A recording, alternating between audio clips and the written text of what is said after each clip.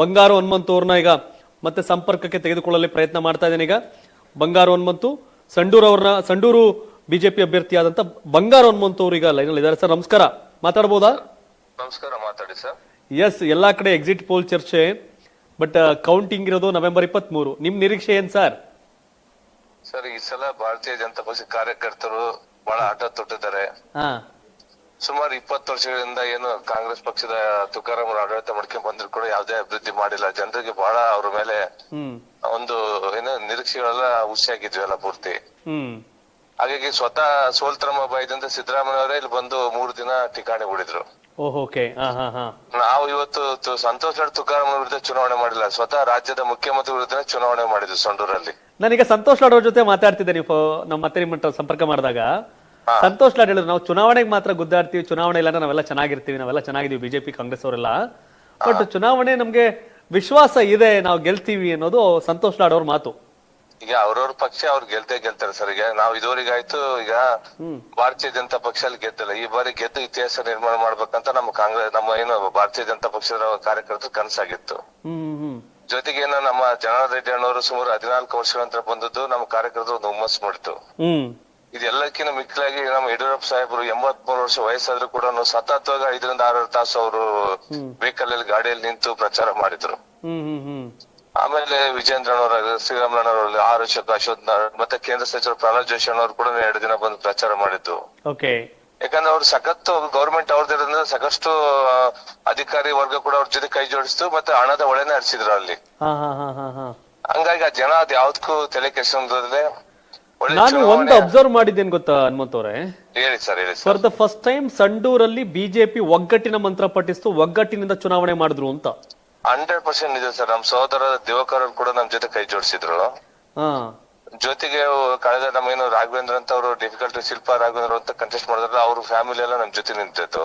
Ghorpade family ಅವ್ರು ಕೂಡ ಜೊತೆಗೆ, ಗೋರ್ಪಡೆ ಫ್ಯಾಮಿಲಿ ಜೊತೆ ನಿಂತಿದ್ದು. ಮತ್ತೆ ಉಳಿಕಿದೆಲ್ಲ 18 ಜನ ಆಕಾಂಕ್ಷಿಗಳು ಕೂಡ ನಮ್ ಜೊತೆ ನಿಂತರು. ಮತ್ತೆ ರಾಜ್ಯಾಧ್ಯಕ್ಷ ವಿಜೇಂದ್ರ ಅವ್ರು ನಿಮ್ ಮೇಲೆ ಬಹಳ ಪ್ರೀತಿ, ಗೆಲ್ಸ್ಕೊಳ್ಳೇಬೇಕು ನಿಂತಿದ್ರಪ್ಪ, ಏನ್ ಕತೆ?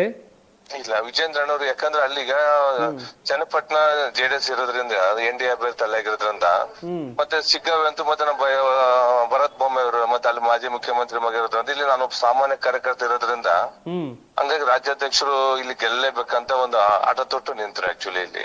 ಬಟ್ ನನಗೆ ಒಂದ್ ಕಾಡೋ ಪ್ರಶ್ನೆ ಏನು ಅಂದ್ರೆ, ವಾಲ್ಮೀಕಿ ನಿಗಮದ ಹಗರಣ, ನೀವೊಬ್ರು ST ಮೋರ್ಚಾದ ರಾಜ್ಯಾಧ್ಯಕ್ಷರು ಬಿಜೆಪಿ, ಹೌದು. ಈ ಸನ್ನಿವೇಶದಲ್ಲಿ ವಾಲ್ಮೀಕಿ ನಿಗಮದ ಹಗರಣ ಏನಾರ ಇಂಪ್ಯಾಕ್ಟ್ ಆಯ್ತಾ ಸಂಡೂರಲ್ಲಿ? 100% ಆಗಿದೆ ನೋಡ್ರಿ. ಈ ಭಾಗದಲ್ಲಿ ಕೆಲವು ನಮ್ಮ ಸಮಾಜ ಇನ್ನ ಈಗ ಆರ್ಥಿಕವಾಗಿ ಬಹಳ ಹಿಂದುಳಿದ್ರೆ, ಶೈಕ್ಷಣಿಕವಾಗಿ ಕೂಡ ಬಹಳ ಹೊಂದಿದೆ. ಯಾಕಂದ್ರೆ ಇಲ್ಲಿ ಏನೇ ಬಂದು ಗುಡ್ಡಗಾಡು ಪ್ರದೇಶ ಸರಿಗೆ ಅವರಿಗೆ ಬಸ್ ಕನೆಕ್ಟ್ ಇಲ್ಲ, ಮಕ್ಕಳು ಸ್ಕೂಲ್ಗೆ ಹೋಗ್ಲಿಕ್ಕೆ ಸರಿ ಬಸ್ ವ್ಯವಸ್ಥೆ ಇಲ್ಲ, ಏನಿಲ್ಲ. ಬಹಳಷ್ಟು ಬಡತನ ಇದೆ ಸರ್, ಬಹಳಷ್ಟು ಅಜ್ಞಾನವಂತರಿದ್ದಾರೆ. ಹಂಗಾಗಿ ವಾಲ್ಮೀಕಿ ಅಭಿವೃದ್ಧಿ ನಿಗಮದ್ದು ಕೆಲವು ಕಡೆ ಮಾತ್ರ ಗೊತ್ತಿದೆ, ಕೆಲವು ಕಡೆ ಹಳ್ಳಿಗಳಿಗೆ ಕೆಲವು ಕೊನೆ ಹಂತದ ಮಟ್ಟನು ತಲುಪಿಲ್ಲ, ನಮ್ಮ ಸಮುದಾಯಕ್ಕೆ ಕೊನೆ ಹಂತದ ಮಟ್ಟ ತಲುಪಿಲ್ಲ. ಹಂಗಾಗಿ ಈ ಚುನಾವಣೆ ತಲುಪುವಂತ ಕೆಲಸ ಆಯ್ತು.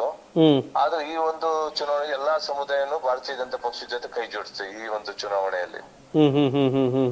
ಹಂಗಾಗಿ ವಾಲ್ಮೀಕಿ ಅಭಿವೃದ್ಧಿ ನಿಗಮದ ಒಂದು ಹಗರಣ ಆಗಿರ್ಬೋದು, ಮತ್ತೆ ಮೂಡ ಹಗರಣ ಆಗಿರೋದು, ಇದು ವರ್ಕ್ ಒಂದು ಆಯ್ತು, ಇದು ಒಂದು.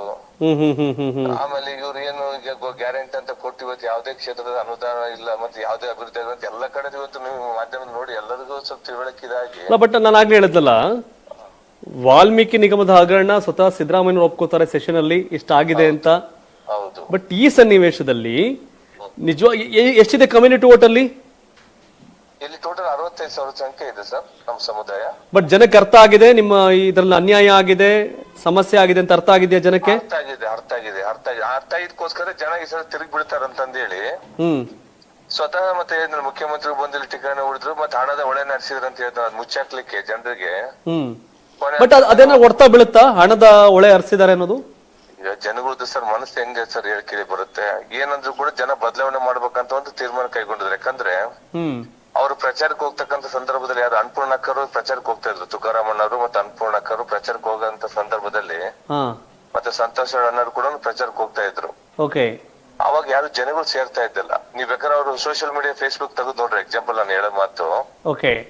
ಸ್ಟೇಜ್ ಮೇಲೆ ಇರ್ತಕ್ಕಂಥದ್ದು ಗಾಡಿ ವೆಹಿಕಲ್ ಇದ್ರೆ ಮಾತ್ರ ಫೋಟೋ ಹಾಕ್ತಾರೆ, ಜನಗಳು ಇರ್ತಕ್ಕಂಥ ಫೋಟೋ ಆಗ್ತಿದ್ದಲ್ಲ. ಆದ್ರೆ ನಮ್ ಕಡೆ ಸಾವಿರಾರು ಸಂಖ್ಯೆಯಲ್ಲಿ ಜನ ಬರ್ತಾ ಇದ್ರು ಪ್ರಚಾರಕ್ಕೆ ಹೋದಾಗ. ಅದು ಅವ್ರಿಗೆ ಮನೆಯವ್ರಿಗಾಗಿ ಸಿದ್ದರಾಮಯ್ಯ ಅವ್ರು ಬಂದ ಕೂಡ ಮನೆಗೆ ಪರ್ ಹೆಡ್ 300-500 ರೂಪೀಸ್ ಕೊಟ್ಟು ಜನ ಕರ್ತಿದೆ ತಂದು ಪ್ರಚಾರ ಮಾಡಿ ಸಂಡೂರು ಮತ್ತೆ ಎಲ್ಲ ಹಳ್ಳಿಗಳಲ್ಲಿ ಸುಮಾರು 18 ಕಡೆ ಪ್ರಚಾರ ಸಭೆ ಮಾಡಿದ್ರು 3 ದಿನ ಉಳ್ಕೊಂಡು. ಹಂಗಾಗಿ ಅವ್ರು ಯಾವಾಗ ಅವ್ರು ಸೋಲ್ತೀವಿ ಅಂತ ಭಯದಿಂದ ಯಾವಾಗ ಸಿದ್ದರಾಮಯ್ಯ ಕರ್ಸಿದ್ರು ಅವತ್ತೇ ಅವ್ರು ಭಾರತೀಯ ಜನತಾ ಪಕ್ಷದ ವಿರುದ್ಧ ಸೋತ್ ಬಿಟ್ರೆ ಅನ್ನೋದೊಂದು ನಮಗೆ ಮನಸ್ಸಿಗೆ ಬಂತು. ಆಮೇಲೆ ಸೆಕೆಂಡರಿ ಅದು, ಹಣ ಕೊಟ್ಟು ಖರ್ಚು ಮಾಡಿ ಚುನಾವಣೆ ಸೋಲು ಗೆಲ್ಲೋ ಸೆಕೆಂಡರಿ ಅದು. ಯಾವಾಗ ನಾವು ಇವತ್ತೇನೋ ಚುನಾವಣೆ ಮಾಡಿರೋದು ಸಂತೋಷ್ ಲಾಡ್ ಅವರು ತುಕಾರಾಮ್ ಅವ್ರ ವಿರುದ್ಧ ಅಲ್ಲ, ಸ್ವತಃ ರಾಜ್ಯದ ಮುಖ್ಯಮಂತ್ರಿ ಸಿದ್ದರಾಮಯ್ಯ ವಿರುದ್ಧನೇ ಅಲ್ಲಿ ಚುನಾವಣೆ ಮಾಡಿರೋದು. ನಿಮ್ಗೆ ವಿಶ್ವಾಸ ಇದೆ ಖಂಡಿತ ಗೆಲ್ತೀರಿ ಅಂತ? ಹೌದು, ಈ ಸಲ ಸಂಡೂರಿನ ಜನತೆ ನಮ್ಮ ಕಾರ್ಯಕರ್ತರು ಈ ಸಲ ಕೈ ಹಿಡ್ತಿದ್ದಾರೆ. ಸಂಡೂರು ಜನತೆ ಕೈ ಹಿಡಿದ್ರೆ 100ಕ್ಕೆ 100ರಷ್ಟು ನಾವು ಕನಿಷ್ಠ ಅಂತ 5,000-10,000 ಮತಗಳಲ್ಲಿ ಗೆಲ್ತೀವಿ ವಿಶ್ವಾಸ ಇದೆ. ಎಸ್ ಸರ್, ನಿಮ್ಮ ವಿಶ್ವಾಸಕ್ಕೆ ಶುಭವಾಗ್ಲಿ, ಒಳ್ಳೇದಾಗ್ಲಿ. ನಮ್ಮ ಕರ್ನಾಟಕ ಟಿವಿ ಜೊತೆ ಮಾತನಾಡಕ್ಕೆ thank you sir. Thank you so much sir. Thank you sir. ನಮಸ್ಕಾರ.